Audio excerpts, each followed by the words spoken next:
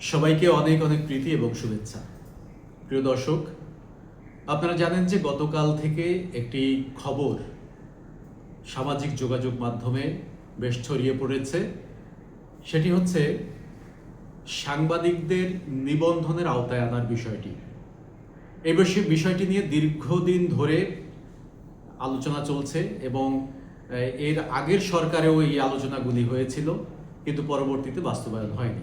সেটি হচ্ছে আইনজীবীরা যেমন বার কাউন্সিলে নিবন্ধন নেয়, তেমনিভাবে প্রেস কাউন্সিলের মাধ্যমে সাংবাদিকদের নিবন্ধন নিতে হবে। এরকম একটি আলোচনা গতকাল থেকে খুব জোরালোভাবে আলোচনা এসেছে। এই বিষয়টি নিয়ে বিতর্ক এবং আলোচনা পর্যালোচনা বেশ জোরালোভাবে দেখা যাচ্ছে এবং এর কয়েকটি পজিটিভ এবং নেগেটিভ বিষয়গুলি খুব গুরুত্বের সঙ্গে, বিশেষ করে গণমাধ্যমে যারা কাজ করেন, যারা সাংবাদিকতা করেন, সরাসরি সাংবাদিকতা করেন অথবা সাংবাদিকতার সঙ্গে কোনো না কোনোভাবে সম্পৃক্ত, তারা এই আলোচনাগুলি গতকাল থেকে করছেন সামাজিক যোগাযোগ মাধ্যমে, বিশেষ করে ফেসবুকে। এখানে কয়েকটি বিষয়ে খুব স্পষ্টভাবে উল্লেখ করা প্রয়োজন। সেটি হচ্ছে প্রথমত পজিটিভ দিকগুলি কি কি। বাংলাদেশের প্রেক্ষাপটে এই মুহূর্তে সাংবাদিকতার যে ধারা পরিবর্তন হয়েছে, সাংবাদিকতার গতি ধারায় পরিবর্তন এসেছে, সেটি হচ্ছে মোবাইল জার্নালিজম, পাশাপাশি কন্টেন্ট ক্রিয়েশন। কন্টেন্ট ক্রিয়েটররাও সাংবাদিক পরিচয় দেওয়া শুরু করেছেন এবং নিউজ পোর্টাল খুলে 1000 টাকার একটি ওয়েবসাইট কিনে একটি নিউজ পোর্টাল করে সেই থেকে আইডি কার্ড বিতরণ এবং পরবর্তীতে তারাও ঝাঁকে ঝাঁকে সাংবাদিক পরিচয় দিতে শুরু করেছেন। এটা যেমন আমরা যারা প্রফেশনাল সাংবাদিকতা করি, মূলধারায় সাংবাদিকতা করি, দীর্ঘদিন ধরে এই পেশায় লেগে আছি, আমাদের জন্য যেমন বিব্রতকর, তেমনিভাবে এই অপসাংবাদিকতার যারা শিকার হচ্ছেন তাদের জন্য বিব্রতকর এবং অনেক ক্ষেত্রেই মানহানিকর। সেই জায়গা থেকে যদি এই ধরনের একটি ব্যবস্থা নেওয়া হয় যে সাংবাদিকরা প্রেস কাউন্সিলের মাধ্যমে, তথ্য মন্ত্রণালয়ের মাধ্যমে নিবন্ধনের আওতায় আসবে এবং তারা নিবন্ধিত সাংবাদিকরাই সাংবাদিক পরিচয় দিতে পারবে এবং অ্যাডভোকেটরা যেমন অ্যাডভোকেট নামের আগে পিছনে অ্যাডভোকেট লিখতে পারে, সাংবাদিকরাও হয়তো ইচ্ছা করলে এরকম নামের আগে পিছে লিখতে পারবে। সেরকম একটি সুযোগ এই পদ্ধতির মধ্য দিয়ে হতে পারে। কিন্তু এখানে কয়েকটি বিষয় খুব গুরুত্বপূর্ণ। একটি হচ্ছে সাংবাদিকতা কি ধরনের পেশা, তার উপরে আলোচনা করা যেতে পারে। তার উপরে অনেকটা নির্ভর করে যে এই ধরনের সিদ্ধান্ত কতটা যৌক্তিক। প্রথমত, সাংবাদিকতা একটি সৃজনশীল এবং স্বাধীন পেশা। আমি আবারও বলছি, সাংবাদিকতা একটি সৃজনশীল স্বাধীন পেশা। এই পেশা কোনো ধরনের বাধ্যবাধকতা, লাইসেন্স, নিবন্ধন এই ধরনের সিস্টেমের মধ্য দিয়ে একটি নিয়মতান্ত্রিক বেঁধে ফেলা, যাকে বলে যে দড়ি দিয়ে বেঁধে ফেলা কিংবা হাতে পায়ে শিকল পরিয়ে বেঁধে ফেলা, এই সিস্টেমটা সাংবাদিকতায় সারা দুনিয়ায় কোথাও নেই। আমরা বলতে পারি যে বাংলাদেশের বর্তমান প্রেক্ষাপটে এটা করা জরুরি, আমিও একমত, এটা করা জরুরি। কিন্তু একই সাথে এই ধরনের আশঙ্কা কোনোভাবেই উড়িয়ে দেওয়া যায় না যে এই ধরনের একটি সিস্টেম যখন ডেভেলপ হবে, আমাদের দেশে, বিশেষ করে বাংলাদেশে, কোনো ভালো কাজই ভালোভাবে শেষ হয় না। এটা একটা গুরুত্বপূর্ণ বিষয়।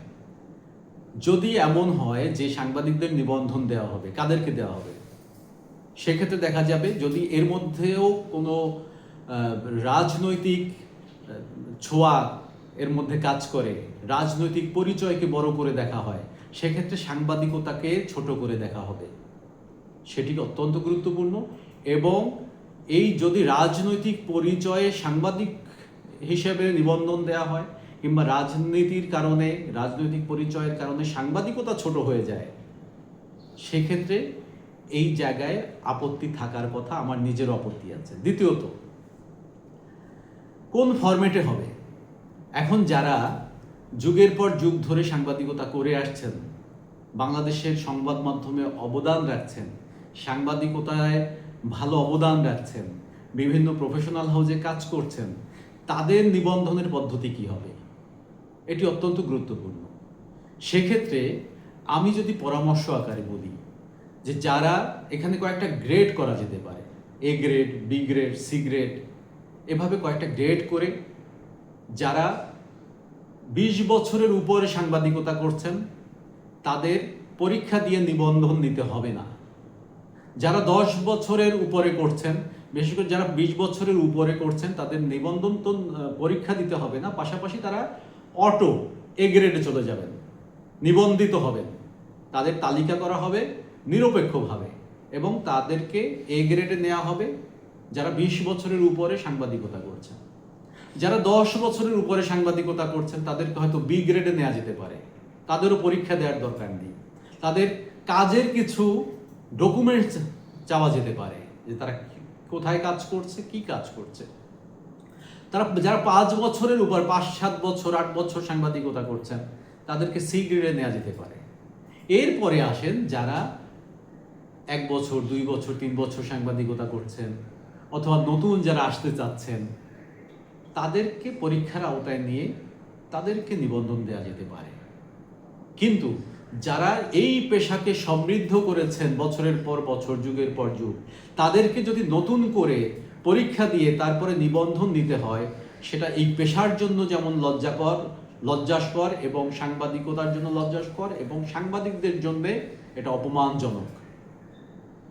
আবার শিক্ষাগত যোগ্যতার জায়গায় যদি আসেন, অবশ্যই এখানে গ্র্যাজুয়েশন এখানে অবশ্যই নির্ধারণ করা উচিত এবং এটা খুবই জরুরি।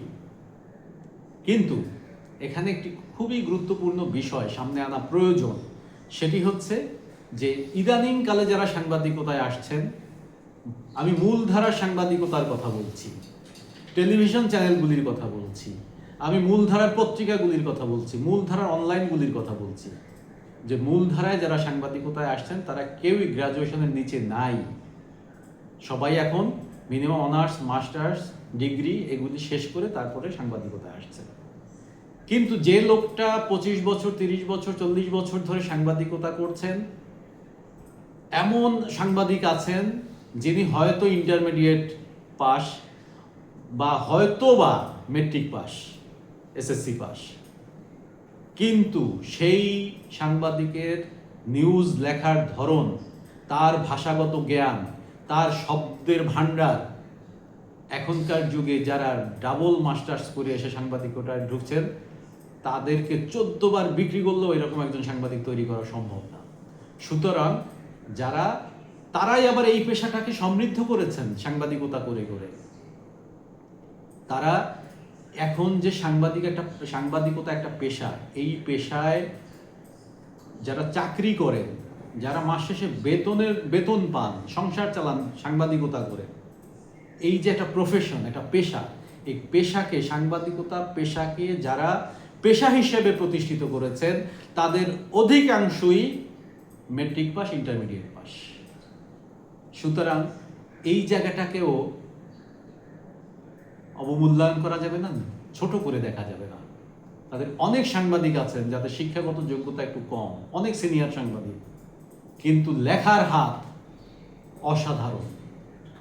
যার বিশ্ববিদ্যালয়ে যে সাংবাদিকতা শিক্ষকেরও এত ভালো লেখার হাত নাই, এমন অনেক সাংবাদিক আছেন যাদের শিক্ষাগত যোগ্যতা একটু কম। তাদেরকেও একটা বিশেষ গ্রেডে মূল্যায়ন করতে হবে। যদি এমনটি করতেই হয়, যদি নিবন্ধনের আওতায় সাংবাদিকদের নিয়ে আসতেই হয়, এই পদ্ধতিকে আমি সাধুবাদ জানাই।